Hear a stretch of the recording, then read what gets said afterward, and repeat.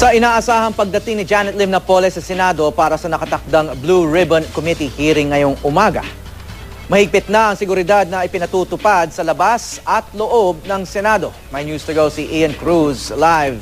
Ian.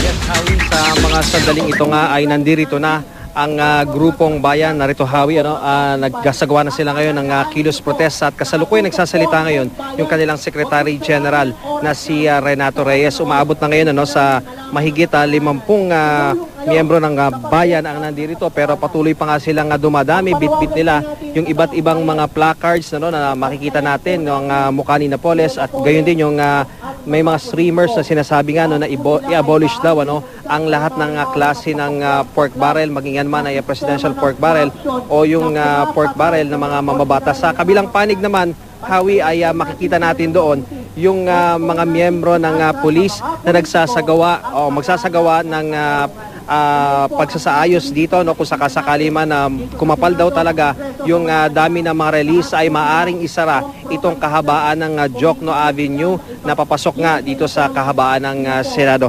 Samantala, sa inaasahang pagdating ni Janet Lim Napoles kaugnay nga sa hearing ng pork barrel scam, ay mahigpit ay pinatutupad na seguridad sa loob at labas ng Senado. May mga karagdagang pulis na nagbabantay. Nakausap nga ng GMA News si Jose Balhaja Jr., ang pinuno ng Senate Sergeant at Arms. Sinabi niyang hindi ipinabatid sa kanila ang oras nga ng pag-alis si Napoles, na kasalukuyan na nga nagbabiyahe ngayon. Pero pagdating na ni Napoles ay check na kailangan siyang i-check up sa kanyang medical condition.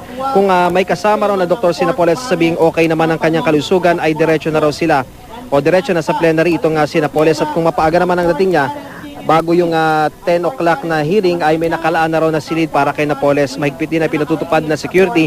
Papasok nga sa plenary hall ang mga pumapasok ay ini-inspeksyon ang lahat ng mga daladalahan. Doble ingat ang Senate Police upang hindi sila masingitan ng mga maaaring magsagawa ng kilos protesta sa loob ng plenaryo. Nabatid na hanggang film center lamang papayagan ng mga release, pero Hawi, sa mga sandaling ito nga ay nandirito na nga sa harapan ng Senado mismo itong mga relista na nagsasagawa na ngayon ng kilos protesta. Hawi.